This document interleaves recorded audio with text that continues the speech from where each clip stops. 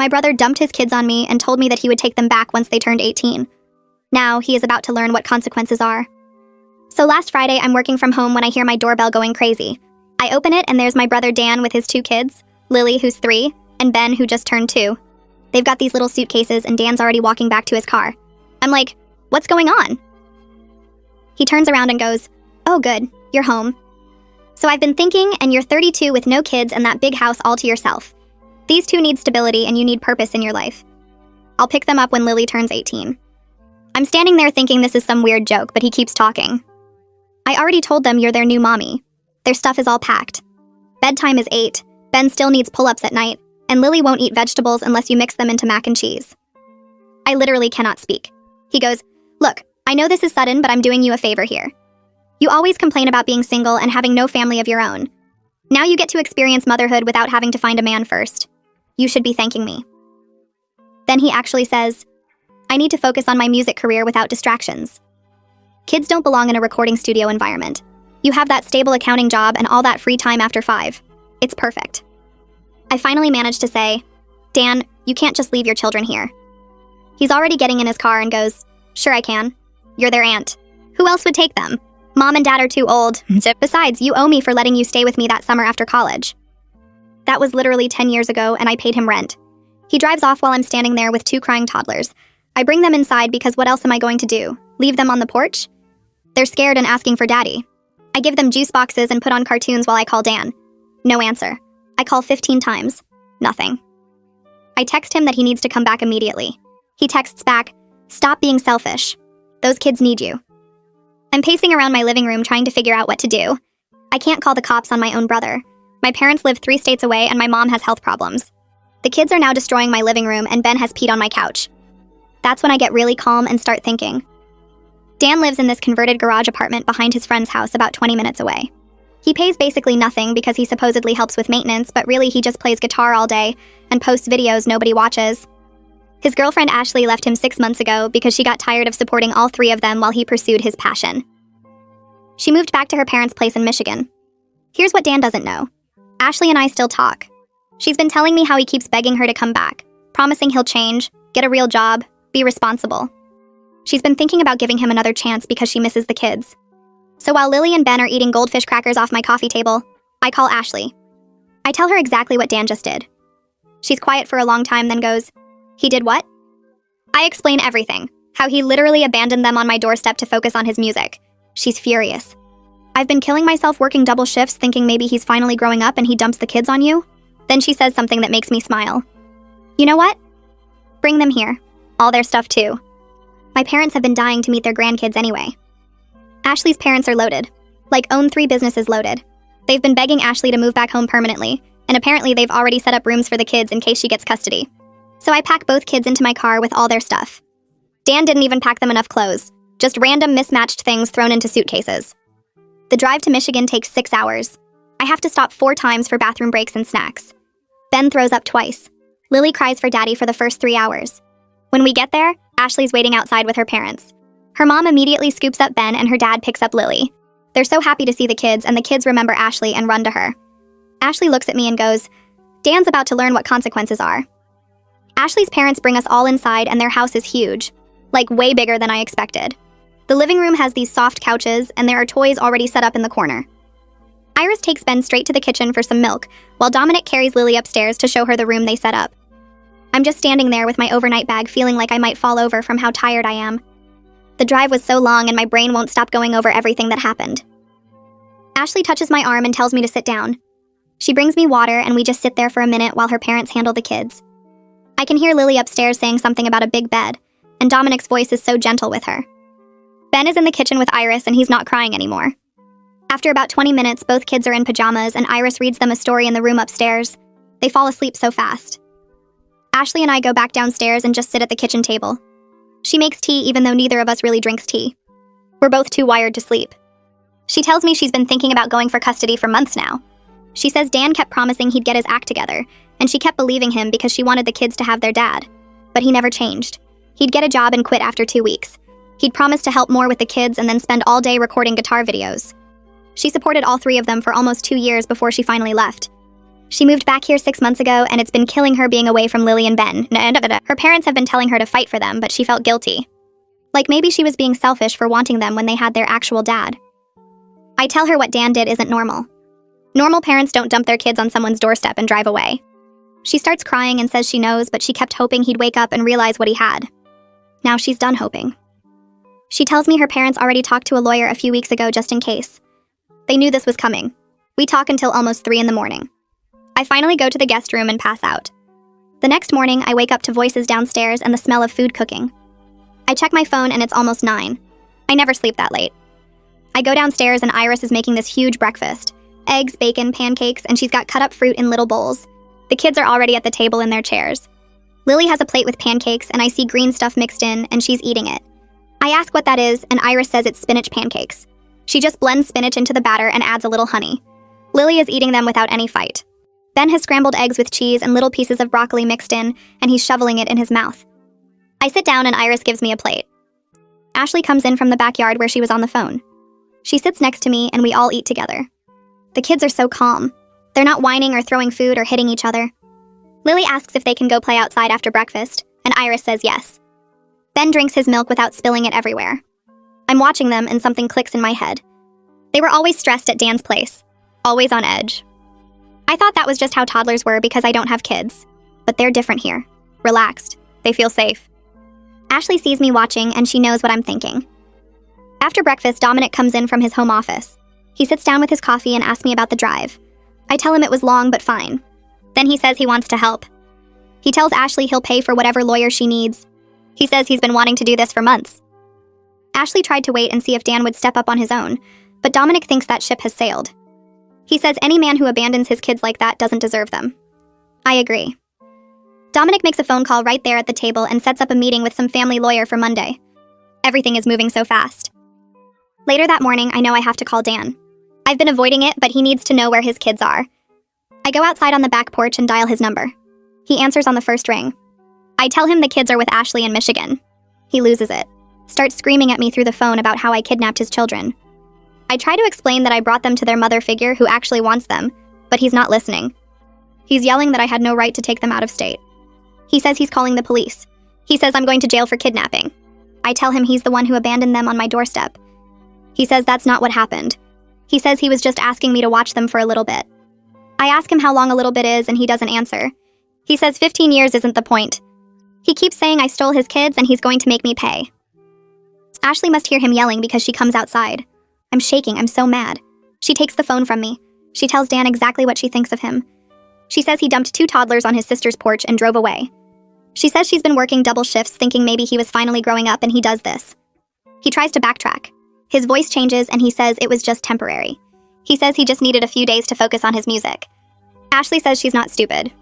She tells him she knows about the text where he said he'd take them back when Lily turned 18. He starts stammering and saying that was a joke. Nobody is buying it. She tells him the kids are staying with her, and if he has a problem with that, he can take it up with her lawyer. Then she hangs up on him. We think that's the end of it, but 2 hours later, there's a knock on the door. Dominic answers, and it's 2 police officers.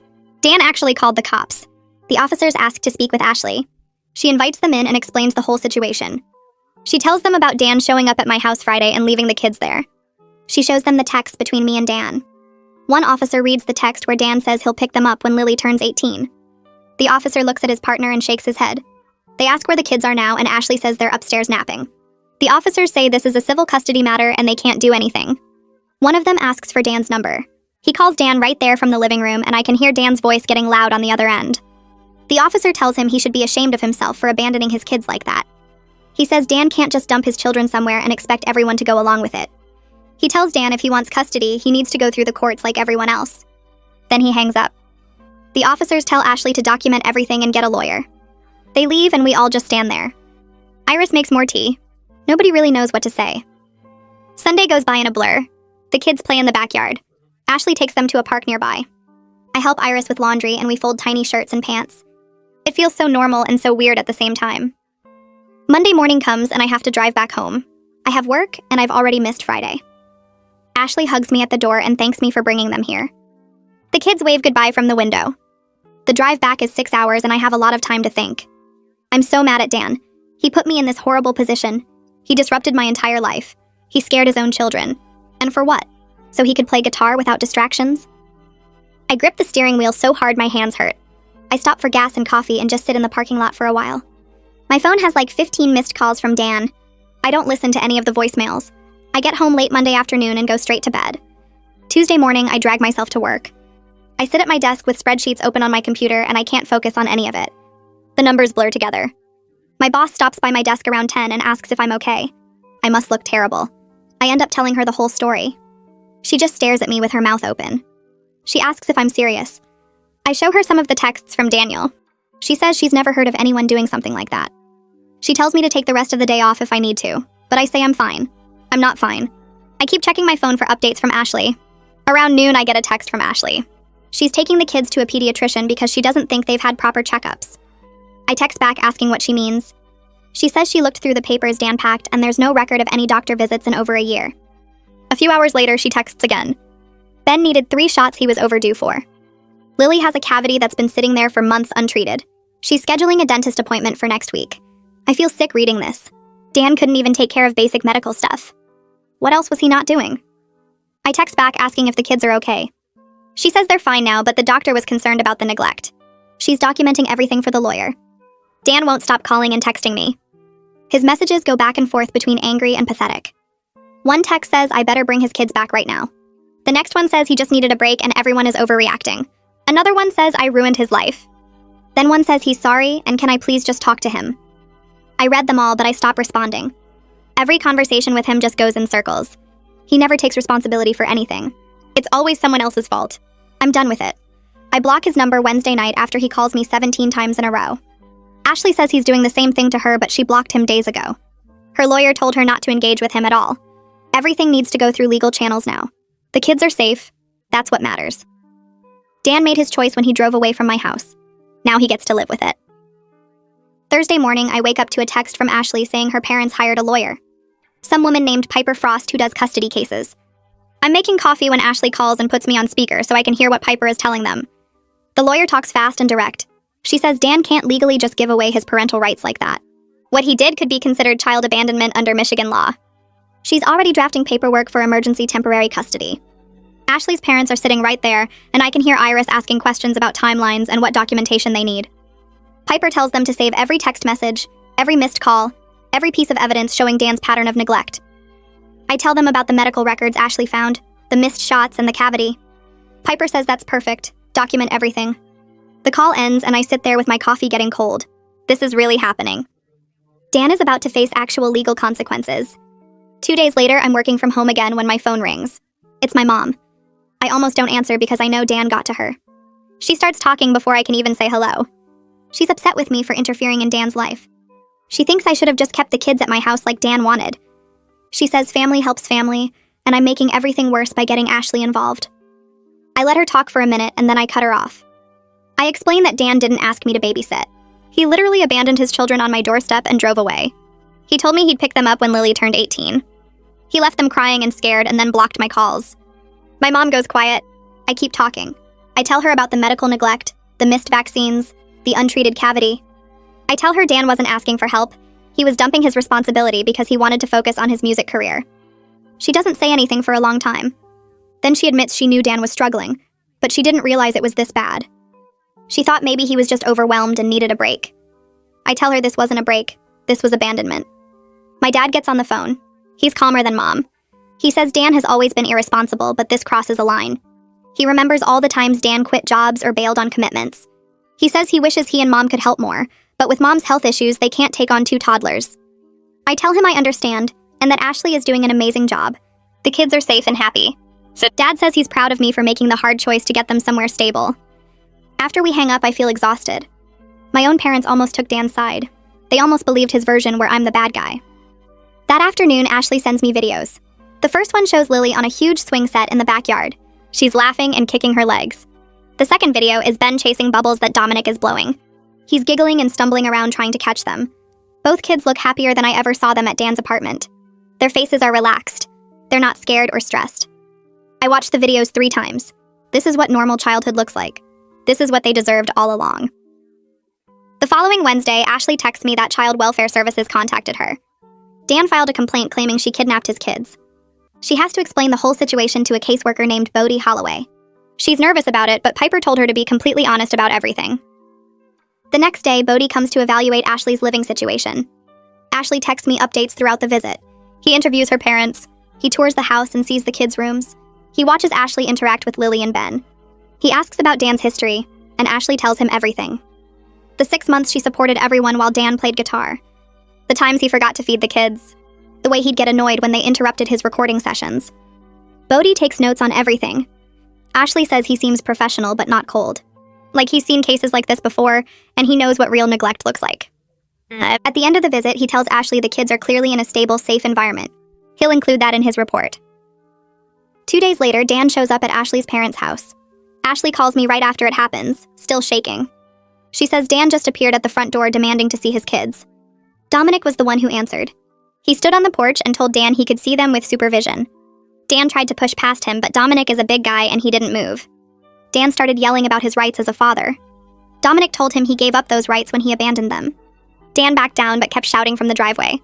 The neighbors came out to see what was happening. Eventually Dan left, but not before screaming that he'd get his kids back and everyone would be sorry. The supervised visit gets scheduled for the following Monday. Piper arranges it to happen in Ashley's parents' living room with everyone present.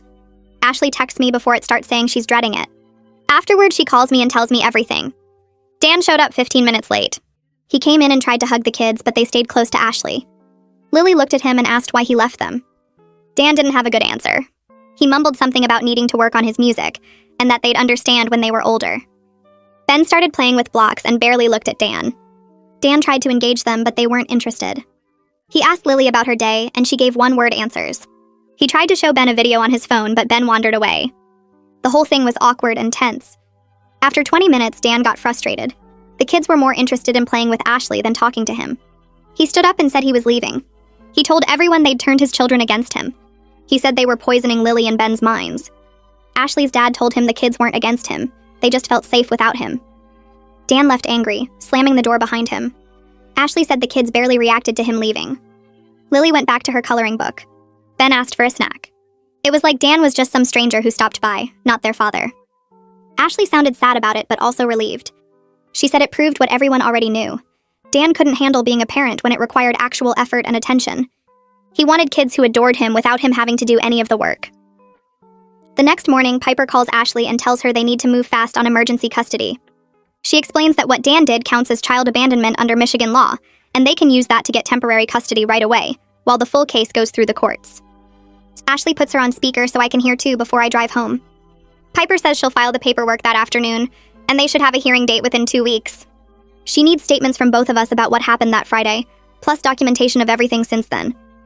Ashley already has records from the pediatrician visit showing the missed vaccines and untreated cavity. Piper sounds confident when she tells us this is one of the clearest cases she's handled. A parent can't just drop kids off and disappear for weeks. I drive back home that day and get back to my normal work routine, but I'm checking my phone constantly for updates from Ashley and Piper. 3 days later, Ashley texts me that Dan hired a lawyer. Some guy his friend knows who does general practice stuff. His lawyer already sent Piper a letter claiming this whole thing is a big misunderstanding. According to him, Dan was just asking his sister for temporary help with childcare, and everyone overreacted. The letter says Dan never intended to abandon his children, and he's been trying to work out a reasonable arrangement. I actually laugh when Ashley sends me a photo of the letter. Dan told me he'd pick them up when Lily turned 18. That's not asking for help with childcare. That's dumping your kids and walking away. Piper responds to Dan's lawyer with copies of my texts from that day, screenshots of Dan's message telling me to stop being selfish, and a detailed timeline of everything that happened. She also includes the pediatrician's report and statements from Ashley about the 6 months she supported everyone while Dan played guitar. Dan's lawyer goes quiet after that. A week after I got back home, Bodie calls me to set up a time for my official statement. He comes to my house on a Tuesday evening after work and sits at my kitchen table with a recorder and a notepad. He asks me to describe exactly what happened that Friday, starting from when I heard the doorbell. I tell him everything. How Dan showed up with the kids and their little suitcases. How he was already walking back to his car before I even opened the door. How he told me I needed purpose in my life and he'd pick them up when Lily turned 18. Bodie doesn't interrupt, just takes notes and nods. I describe how Dan said kids don't belong in a recording studio environment and he needed to focus on his music career. How he brought up me staying with him 10 years ago like I owed him. How he drove away while his kids were crying on my porch. Bodie's expression gets more serious as I talk. He asks specific questions about what Dan said word for word. He asks if Dan seemed impaired or having a mental health crisis. I tell him no, Dan seemed completely normal, just selfish. He was calm and matter-of-fact about leaving his kids, like he'd made a decision and expected everyone to go along with it. Bodhi asks about my relationship with Dan before this happened. I explain that we were never super close, but we got along okay. I saw him and the kids maybe once a month. I knew Ashley had left him, but I didn't know things were this bad. The whole statement takes about 90 minutes. At the end, Bodhi tells me this will be part of the evidence for the custody case. He says my account matches everything Ashley told him and all the documentation they have. 2 weeks after Piper filed the paperwork, the emergency custody hearing happens. I take 2 days off work and drive back to Michigan. The hearing is in family court on a Thursday morning. Ashley is nervous and her parents are there supporting her. Piper meets us outside the courtroom and goes over what will happen.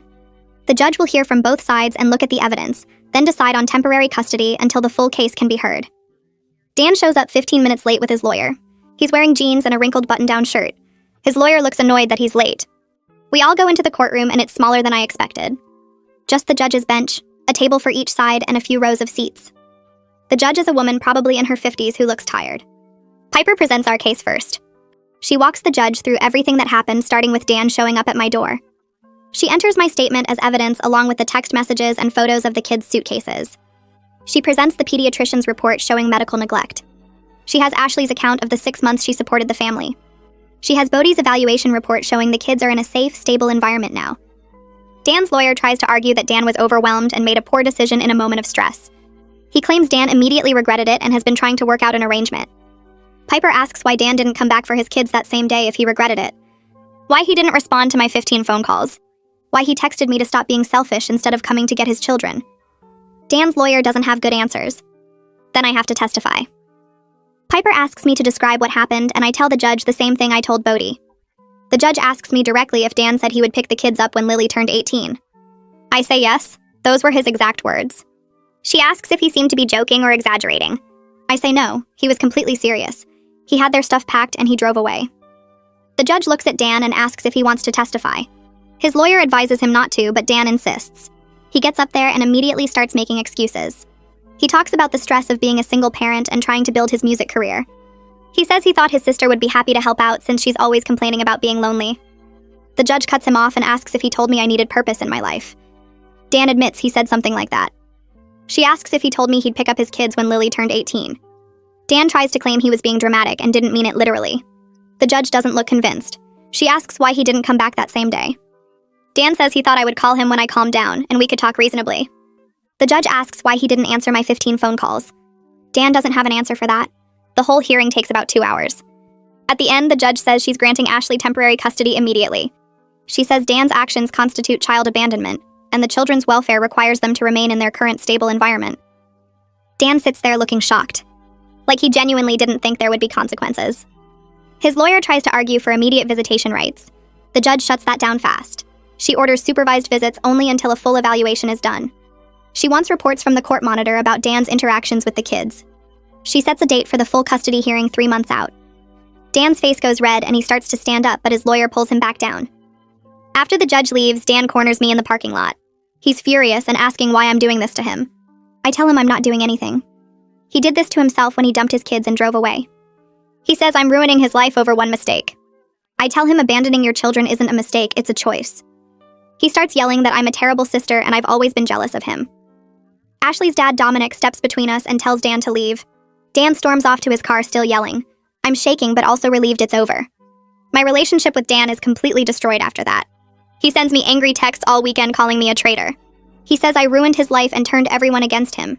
He says I'll regret this when he gets his kids back and cuts me out of their lives forever. I read the first few messages and then block his number. I'm done with his manipulation and blame shifting. He had chance after chance to be a decent father and he chose his music career every single time. 3 weeks after the custody hearing, Ashley calls me one evening sounding emotional. She tells me the kids are starting to call her mama. It happened naturally. Lily said it first when Ashley was putting her to bed, and then Ben copied her the next morning. Ashley cried happy tears when she told me. She says her parents are amazing grandparents. They take the kids to the park every afternoon when the weather is nice. They read bedtime stories every single night. They've set up a playroom in one of the spare bedrooms with toys and books and art supplies. The kids have a routine now with regular mealtimes and bedtimes. They're not scared or anxious anymore. I visit Michigan again 4 weeks after the custody hearing. I'm amazed at how much Lily and Ben have changed. They're calmer and sleeping through the night. Lily doesn't cry for Dan anymore. Ben is talking more and using full sentences. Ashley enrolled them in a really good daycare program, and Lily's teacher tells Ashley she's thriving. She's making friends and learning her letters and numbers. The teacher says she's never seen a child adjust so well to a new environment. Ben is doing great too, playing with other kids and following directions. When I'm there that weekend, the kids are happy and relaxed. They show me their rooms and their toys. Lily draws me a picture of her family, and it's Ashley, her grandparents, and Ben. Dan isn't in it. Meanwhile, Dan's supervised visits aren't going well. Ashley tells me the court monitor has been sending reports to the judge. Dan showed up 30 minutes late to the first visit. He spent most of the second visit on his phone scrolling through social media. At the third visit, he got irritated when Ben didn't want to sit on his lap. The monitor noted that Dan seems more interested in the kids performing affection than actually connecting with them. He asks them if they miss him and gets upset when they don't say yes. He tries to get them to say they want to come home, but they just stare at him. Lily told the monitor that she likes living with Mama Ashley now. Dan got mad and said Ashley isn't their real mom. Lily started crying and the visit had to end early. The court monitor wrote in her report that Dan shows poor emotional regulation and doesn't prioritize the children's comfort over his own needs. A week later, Bodhi finishes his full evaluation and sends his report to the court. Ashley forwards me a copy and I read through all 15 pages in one sitting. It's brutal. Bodhi documents everything about the medical neglect, how Ben was 6 months overdue on vaccines, and Lily had an untreated cavity that required emergency dental work. He writes about Dan's converted garage apartment with 1 bedroom for 3 people and a kitchen that barely functioned. He includes notes from the supervised visits showing Dan's complete lack of parenting skills, how he doesn't know what foods his kids like or what their bedtime routine should be. The worst part is the section about Dan's priorities where Bodhi writes that Dan consistently puts his music career ahead of his children's basic needs and shows no understanding of why this is harmful. The report concludes that Dan is currently unfit to provide adequate care and recommends Ashley retain custody with only supervised visits for Dan until he demonstrates sustained behavioral change over at least 6 months. I read the whole thing twice and then I forwarded it to my parents with a message saying they need to see what their son actually did. My mom calls me 3 hours later and she's crying. She apologizes for initially taking Dan's side and says she had no idea things were this bad. She admits she knew Dan was struggling, but thought he just needed help with childcare, not that he was completely neglecting the kids. My dad gets on the phone and he sounds angry in a way I've never heard before. He tells me he's ashamed of Dan and offers to testify in court about Dan's history of avoiding responsibility if it would help Ashley's case. He brings up things from years ago, how Dan quit every job after a few months, how he borrowed money from them constantly and never paid it back, how he always had an excuse for why nothing was ever his fault. My mom says she's going to call Ashley directly to apologize and ask what she can do to help. 2 days later, Ashley tells me my mom called and they talked for over an hour. My mom apologized for doubting her and said she supports Ashley getting full custody. She even offered to visit Michigan to see the kids in their new home, which Ashley agreed to. Meanwhile, Dan's lawyer contacts Piper trying to work out a deal. The lawyer suggests that if Dan completes a 12-week parenting class and does therapy, he should get the kids back with a transition plan. Piper calls Ashley to discuss this, and Ashley puts her on speaker so I can hear. Piper actually laughs when she explains the offer and says absolutely not. These children are not bargaining chips. She tells Ashley the lawyer is trying to avoid a full custody battle because they know Dan's case is terrible. Piper says Dan needs to prove sustained change over time, not just check boxes on a list, and even then he'd need to start with supervised visits and work his way up over months or years. Ashley agrees immediately and tells Piper to reject the offer. The lawyer calls back trying to negotiate, but Piper shuts it down completely. 4 weeks after Dan dumped the kids on my doorstep, he makes his biggest mistake yet. He posts on Facebook about how his family betrayed him and kept him from his children.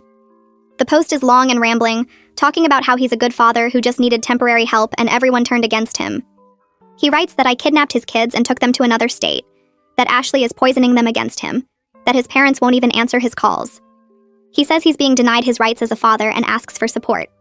Within an hour, several of his friends comment with supportive messages about how awful we all are. Then Ashley sees the post. She screenshots Dan's entire text history with her, including the messages where he begged her to come back while complaining about having to watch his own kids.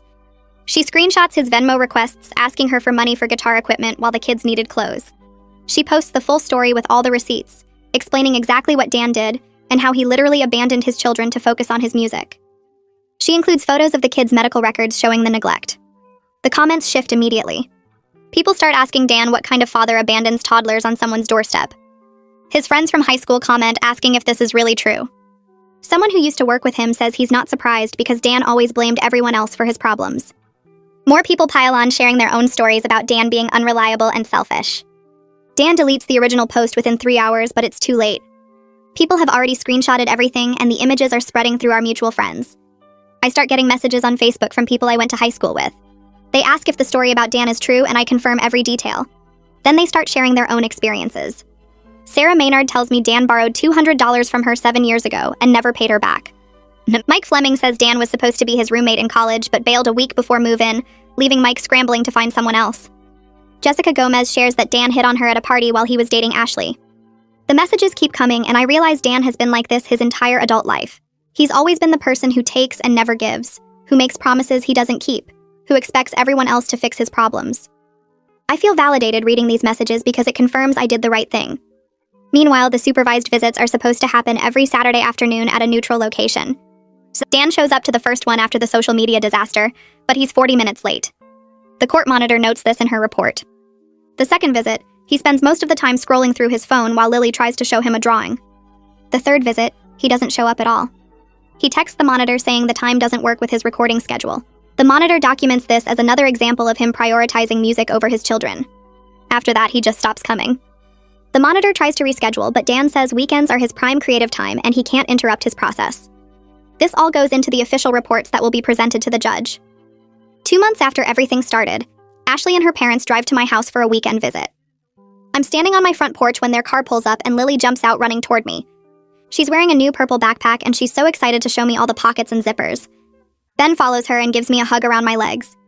They look completely different from those scared, crying toddlers I drove to Michigan. They're relaxed and happy and talking nonstop about their new preschool and their friends and the playground near their house. Ashley looks different too, less stressed and more confident. Her parents unload bags from the car and Iris hugs me, thanking me again for making the call that started everything. We spend Saturday at the playground near my house. Lily goes down the slide about 50 times and Ben plays in the sandbox. Ashley sits on the bench next to me and we watch the kids play. She tells me they're both sleeping through the night now and eating better. Lily's teacher says she's one of the brightest kids in her class, and Ben is starting to use full sentences. On Sunday, we make cookies in my kitchen. The kids stand on chairs next to the counter and help pour ingredients. Ben gets flour all over himself, and Lily eats half the chocolate chips before they make it into the dough. It's messy and chaotic, but in a good way. That evening, after the kids are in bed in my guest room, Ashley and I sit on my couch drinking wine. She thanks me for making the hard choice to bring them to her instead of trying to keep them myself. She says she knows it would have been easier for me to just deal with Dan and keep the kids local, but taking them to Michigan gave them the stable home they needed. I tell her I'm just glad they're okay. The next morning, they pack up to drive back to Michigan and the kids hug me goodbye. As I watch their car pull away, I feel good about everything. 3 weeks later, Piper calls Ashley to tell her the full custody hearing is scheduled for 3 months after the original abandonment. Piper says they have mountains of evidence showing Dan's unfitness and Ashley's excellent care. She has Bodie's evaluation, the court monitor's reports, the medical records, the supervised visit documentation, and statements from multiple people about Dan's pattern of irresponsibility. Piper tells Ashley to prepare for testimony about the past 6 months with Dan and the past 2 months with the kids. They schedule several prep sessions to go over everything. Ashley sounds nervous on the phone when she tells me about it, but I remind her she has everything on her side. The hearing date arrives 3 weeks later, and I drive back to Michigan the night before. Ashley puts me up in her parents' guest room, and we stay up late going over everything one more time. She's nervous but ready, and Piper has prepared her well for what to expect. The next morning, we all drive to the courthouse together. Ashley's parents are dressed up nice, and they both hug Ashley before we go inside. The courtroom is smaller than I expected, with wood paneling and fluorescent lights that make everything look washed out. We sit at a table on one side with Piper and wait for Dan to show up. He walks in 20 minutes late wearing a wrinkled button-up shirt that looks like he slept in it. His lawyer is this older guy in a cheap suit who keeps shuffling papers around like he's disorganized. The judge is a woman in her 50s with reading glasses on a chain, and she looks annoyed before anything even starts. Dan's lawyer stands up first and starts talking about how Dan has been struggling with his mental health. He says Dan was going through a crisis when he left the kids and he needs therapy, not punishment. The lawyer keeps using words like undiagnosed anxiety and overwhelming stress, and he makes it sound like Dan is the victim here. The judge listens without any expression on her face. She asks Dan's lawyer if he has any documentation of this mental health crisis. The lawyer admits he doesn't have any medical records because Dan hasn't actually seen a doctor. The judge writes something down and her mouth gets tight. Then it's my turn to testify. I walk up to the witness stand and put my hand on the Bible and swear to tell the truth. Piper asks me to describe what happened that Friday, and I tell the whole story again. This time I don't just talk about the abandonment. I talk about how Dan has always avoided responsibility his whole life. I tell the judge about the time he quit 3 jobs in 1 year because he didn't like his managers. I describe how he borrowed money from our parents and never paid it back. I explain how he's been trying to be a musician for 10 years, but he's never actually finished recording an album or played a real paid gig. The judge starts asking me questions directly. She wants to know about Dan's employment history, and I have to admit I don't think he's had a steady job in at least 2 years. She asks about financial support for the kids, and I tell her Ashley was paying for everything when they were together. She asks if Dan ever took the kids to doctor appointments, and I say I don't think, so based on what Ashley told me. Dan is sitting at his table getting red in the face while I talk. His lawyer objects a few times, but the judge overrules him. When I'm done testifying, I go back to sit with Ashley and she squeezes my hand. Then Ashley takes the stand. She looks scared, but she keeps her voice steady. Piper asks her about the 6 months before she left Dan, and Ashley describes it all in detail. She talks about working double shifts as a waitress while Dan stayed home supposedly watching the kids. She explains how she'd come home at midnight after being on her feet for 10 hours and find the kids still awake because Dan was in the garage recording videos. She tells the judge about finding Lily and Ben in dirty diapers because Dan got too focused on mixing his guitar tracks. She describes the morning she found an empty fridge because Dan spent the grocery money on a new microphone. Ashley starts crying when she talks about Ben asking why Daddy doesn't play with them anymore. The judge hands her a tissue box and tells her to take her time. Ashley pulls herself together and keeps going. She tells the judge about Dan's 30 followers on his music channel. She explains how he'd spend hours editing videos that got maybe 5 views. She describes begging him to get a real job and him saying she didn't believe in his dreams. By the time Ashley is done testifying, Dan looks like he wants to disappear. The judge calls a 10-minute recess and we all go out into the hallway. Ashley's mom hugs her and tells her she did great. Then the pediatrician testifies. She's a young doctor with her hair in a bun and she has Ben and Lily's medical records with her. She points out all the missed vaccine appointments.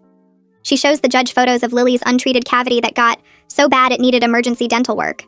She explains that Ben was underweight for his age when Ashley first brought him in.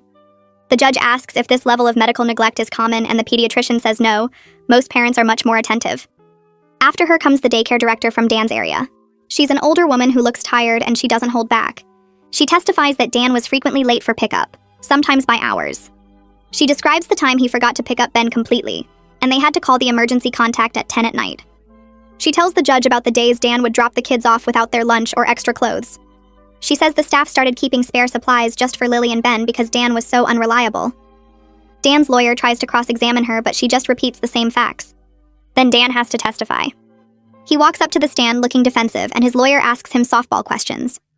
Dan starts talking about how hard it is to be a single dad. He blames Ashley for leaving him when he needed support. He says his sister overreacted by taking the kids to Michigan. He claims he only meant for them to stay with me for a few days while he got his head together. The judge interrupts him and asks directly why he told me he'd pick them up when Lily turned 18. Dan stammers and says he was joking. The judge asks if he thinks abandoning toddlers is funny. Dan starts backtracking and saying he was stressed and didn't mean it that way. The judge asks about his employment and Dan admits he doesn't have a regular job right now.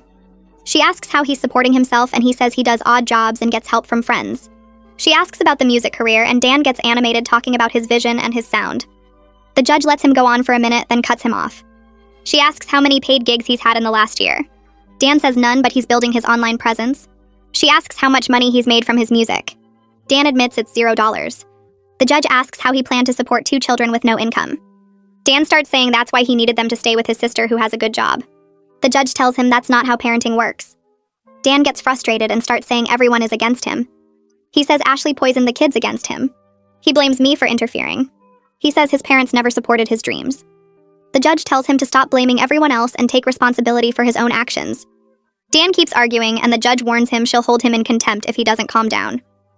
Dan finally shuts up, but he's breathing hard and glaring at everyone. The judge calls another recess, and this one lasts 30 minutes. We sit in the hallway and nobody talks much. Ashley's dad gets us all coffee from a vending machine. When we go back in, the judge has clearly made her decision. She goes through everything point by point. She talks about the abandonment and Dan's lack of employment. She mentions the medical neglect and the daycare incidents. She discusses Dan's inability to take responsibility and his focus on music over his children. Then she announces her ruling. Ashley gets full legal and physical custody of both kids. Dan can have supervised visitation, but only if he completes parenting classes and maintains steady employment for 6 months. The judge makes it clear that supervised means a professional monitor, not just a family member.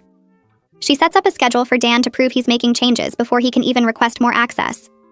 Before the judge even finishes reading the order, Dan stands up and storms toward the door. His lawyer tries to stop him, but Dan shoves past and leaves the courtroom. His lawyer apologizes to the judge and says his client is having trouble accepting the consequences of his choices. The judge looks unimpressed and tells the lawyer to get his client under control. Then she signs the custody order and hands it to Piper. Ashley starts crying the second it's official. Her parents are hugging her and Iris is crying too. Dominic shakes Piper's hand and thanks her. Piper tells Ashley this was one of the clearest custody cases she's ever handled. She says Dan made it easy by being exactly who everyone said he was. We all go out for lunch after and Ashley can barely eat because she's so relieved. 3 months later, I drive to Michigan for Thanksgiving. The leaves are all gone from the trees and there's frost on the ground when I pull up to Ashley's parents' house. Before I even get out of my car, Lily comes running out the front door wearing a little sweater with a turkey on it. She jumps up and down yelling that Auntie is here. Ben follows her and he's gotten so much bigger in 3 months. They both hug me and drag me inside to show me everything. The house smells like turkey and pie and Ashley's mom is in the kitchen with an apron on. Ashley comes out of the living room and she looks completely different from that stressed person I drove to Michigan months ago. The kids are calling her mama now without any hesitation. They call Iris and Dominic grandma and grandpa and it sounds natural. We all sit down for dinner and the table is huge with so much food. Lily tells me about her preschool and how she can write her name now. Ben shows me a picture he colored of a turkey. The whole house feels like a real family home, warm and stable and full of love. After dinner, I help clean up and Ashley tells me the kids barely mention Dan anymore. She says they're sleeping through the night and eating well and their teachers say they're thriving. That evening, I call my parents to check in. My mom answers and she sounds sad. She tells me Dan didn't show up for Thanksgiving at their house. She says she cooked his favorite dishes hoping he'd come, but he never called or texted. My dad gets on the phone and he's less sympathetic. He says Dan needs to grow up and face what he's done. He tells me he's proud of how I handled everything and that Ashley is doing a great job with the kids. My mom admits she's not surprised Dan didn't show up. She says he's always run away when things get hard, and maybe this time he'll finally learn. I tell them about Lily and Ben at dinner and how happy they are. My mom cries a little, but she says she's glad they're okay. Before I hang up, my dad says those kids are better off, and sometimes the hardest thing is accepting that your own child isn't capable of being a parent. I sit in Ashley's guest room that night thinking about how everything worked out. Dan made his choice when he drove away that day. We all made ours by putting those kids first. The next morning, I wake up early and call my mom before I drive back home. She answers on the second ring and asks how Thanksgiving was. I tell her about Lily and Ben at dinner, how happy they looked, how they call Ashley Mama now without any confusion. Then I admit something that's been bothering me for weeks. I tell her I felt guilty at first, like maybe I should have tried to keep the kids myself instead of driving them to Michigan. There's silence on the other end and I think maybe the call dropped. But then my mom says she's glad I'm being honest about those feelings. She tells me I did exactly the right thing getting them to someone who was ready and able to be their parent. She says Ashley wanted those kids and had the support system to raise them properly, while I was caught completely off guard with no preparation. My mom reminds me that being a good aunt doesn't mean I had to become an instant mother, and that recognizing my limits was actually the responsible choice. I feel this weight lift off my shoulders hearing her say that. We talk for another 20 minutes about the kids and how well they're doing, and before we hang up, she tells me she's proud of how I handled everything. I pack up my stuff and say goodbye to Ashley and the kids. Lily hugs my legs and asks when I'm coming back. I tell her I'll visit again soon. 3 weeks later, Ashley calls me while I'm at work. I step outside to take the call and she sounds both nervous and excited. She tells me she's been thinking about this for a while, and she's decided to legally adopt Lily and Ben if Dan continues to be absent from their lives. I ask if she's sure and she says she's never been more certain about anything. The kids call her mama, they're settled and happy, and Dan has shown zero interest in being their father. Ashley says her parents are completely supportive and have already updated their wills to include Lily and Ben as their grandchildren. Iris and Dominic met with their lawyer last week to make everything official on their end. I tell Ashley this is amazing news and ask what the process looks like. She explains that Piper is already working on the paperwork, and they'll need to prove Dan has abandoned his parental responsibilities. Given everything that's happened, Piper thinks they have a strong case.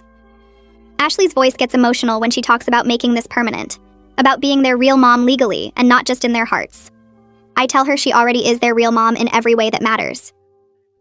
4 months after Dan dumped the kids on my doorstep, I get a text from Piper with an update. Dan completed exactly 1 parenting class out of the 12 he was supposed to finish. He showed up to the first session and then never went back. The instructor tried calling him multiple times, but Dan ignored every message. Even worse, Dan lost his part-time job at the music store because he kept showing up late or not at all. His boss gave him 3 warnings before finally firing him 2 weeks ago. Piper says this means Dan isn't meeting any of the judge's requirements for regaining custody, or even getting unsupervised visits. She's documenting everything for the adoption case. I text back asking how Ashley is handling this news. Piper says Ashley isn't surprised at all because this is exactly who Dan has always been. She says the more Dan fails to step up, the stronger their case becomes for terminating his parental rights. Part of me feels sad that my brother is throwing away his own children like this. But a bigger part of me is relieved because it means Lily and Ben get to stay where they're safe and loved. The court monitor assigned to Dan's case reaches out to schedule his supervised visits. She leaves him 3 voicemails over 2 weeks. She sends him 5 emails with different date and time options. Dan doesn't respond to any of them. The monitor calls Piper to report that she cannot fulfill her duties if the parent won't communicate or show up. Piper documents this continued abandonment as more evidence for the adoption case. She adds it to a growing file that shows Dan's complete lack of interest in his children's lives. The monitor notes in her official report that Dan has made 0 effort to see his kids despite multiple opportunities being offered. This isn't a parent who wants custody but faces obstacles. This is a parent who walked away and never looked back. Piper tells me this kind of documentation makes adoption cases much easier because it proves the parent has voluntarily abandoned their rights. She says judges take this very seriously, especially when young children are involved. I start driving to Michigan once a month to visit. The first Saturday of every month, I make the 6-hour drive and spend the weekend with Ashley and the kids. Lily and Ben get so excited when I arrive. They run to the door yelling that Auntie is here and jump up and down until I pick them both up. They drag me inside to show me their new toys and drawings and books. Ben has a collection of toy cars now that he lines up on the coffee table. Lily draws pictures of their family with stick figures labeled Mama, Grandma, Grandpa, Ben, and Auntie. I'm always included in her drawings and it makes my heart feel full. We go to the park and I push them on the swings. We make cookies in Iris's huge kitchen and they help pour ingredients while getting flour everywhere. I love being the fun aunt who shows up once a month for adventures and then goes home. I get to be part of their lives without the constant responsibility of parenting. It's the perfect balance for me. 5 months after everything started, Ashley enrolls the kids in an excellent preschool program near her parents' house. The school has a great reputation and a waiting list, but Dominic knows someone on the board and pulled some strings to get them in. Lily goes 5 mornings a week and Ben goes 3 mornings. Ashley sends me pictures of their first day with little backpacks and new shoes. 2 weeks later, she calls to tell me how well they're doing. Lily is already learning to read simple words and can write her whole name. Ben is working on colors and shapes and can count to 10. Their teachers say both kids are bright and engaged, always participating and asking questions. The teachers also mention how well-adjusted they seem, which surprises them given the recent upheaval in their lives. Ashley tells the teachers about the stable home environment and all the support from her parents.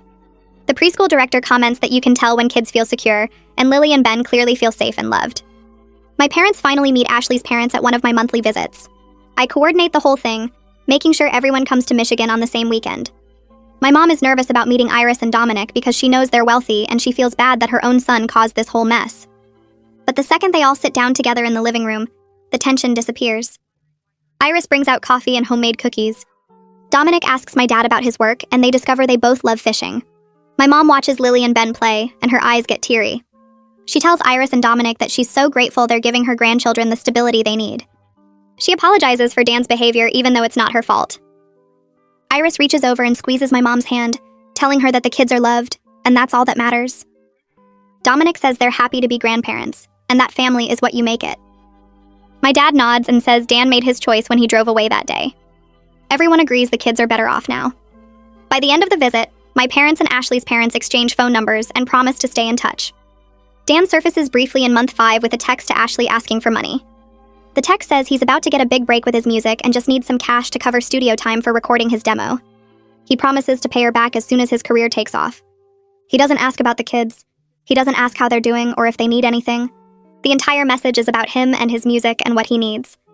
Ashley shows me the text and I can see the anger in her eyes. She blocks his number immediately without responding. Then she forwards the screenshot to Piper. Piper adds it to the file as further evidence of Dan's priorities. She points out to the court that Dan has made no effort to see his children in 5 months, but has no problem reaching out when he wants money. This kind of behavior makes it very clear where Dan's focus lies, and it's not on being a father. Piper says this text might actually help their case more than hurt it because it shows Dan's true character so clearly.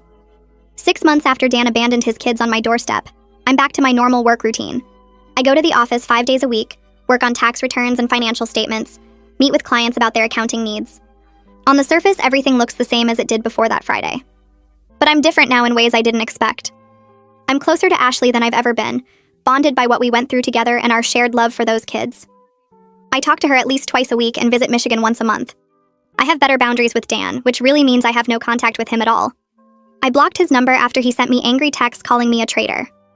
I'm proud of the choice I made that day to drive those kids to safety instead of trying to handle everything myself. I know I did the right thing even when it was hard. My life has more meaning now because I'm part of something bigger than just my job and my quiet house. I'm auntie to 2 amazing kids who are growing up safe and loved. That matters more than I ever expected it would. Ashley starts the formal adoption process with Piper's help. They file the paperwork to terminate Dan's parental rights based on abandonment. The petition includes all the documentation Piper has been collecting for 6 months. Dan's failure to complete parenting classes, his refusal to respond to the court monitor, his lack of employment, his complete absence from the kids' lives, the medical neglect before he abandoned them. Every piece of evidence builds a clear picture of a man who chose his own wants over his children's needs. Ashley has to fill out pages of forms about her income, her living situation, her support system, her plans for the kids' future. Iris and Dominic provide financial statements showing they can help support the children. Character references come from the pediatrician, the preschool teachers, neighbors, and family friends. Everyone agrees this adoption is what's best for Lily and Ben. The kids are thriving in Ashley's care with her parents' support. Dan has shown no genuine effort to be a parent and has actually gone out of his way to avoid his responsibilities. Piper tells Ashley the case is as strong as any she's seen. Now they just have to wait for the court date and hope the judge sees what everyone else can see so clearly. 7 months after everything started, I'm at Ashley's house for the weekend and Lily is showing me her room. She points to a photo on her dresser and says it's from their old house, then immediately starts telling me about the new swing set in the backyard. No sadness, no questions about when they're going back, just a simple fact that they used to live somewhere else and now they live here. Ben doesn't mention Dan at all anymore. He calls Ashley Mama and runs to Dominic when he wants to play trucks. The kids are just kids now, not scared toddlers asking for daddy. I watched them during dinner that night, laughing at something Iris said, fighting over who gets the last roll, completely secure in their world. Sitting there at that table, I have this moment where I understand that Dan actually gave me something by being so terrible. I got pulled into this amazing support system. I learned I could make hard choices under pressure. I found out I'm way stronger than I thought I was back when I spent my weekends alone in my big empty house. I would never thank Dan for what he did to those kids, but I can admit that my life is better now because I was forced to step up. Ashley and I are doing dishes after the kids go to bed and she brings up Christmas plans. Her parents want me to come stay for the whole week, not just Christmas Day. She tells me I'm family now, that we're bonded by what we went through together and by our love for Lily and Ben. I realize she's right. I get invited to birthday parties and summer barbecues. I'm in the family photo albums. Iris texts me funny things the kids said. This is the close family connection I always wanted, but never had growing up. My life has this rhythm now that feels right. I work my accounting job during the week, visit Michigan once a month, video chat with the kids every few days. Lily shows me her artwork and Ben makes me watch him do somersaults. Ashley sends me updates about preschool and doctor appointments. The kids are safe and loved with everything they need. Ashley turned out to be an incredible mom with her parents backing her up. I'm the aunt who helped make it all happen, the one who drove 6 hours that first night instead of trying to handle everything alone. Dan made his choice when he drove away from my house that Friday. He picked his music over his children. We made our choice too, all of us together, and we picked those kids first. That's the difference that matters.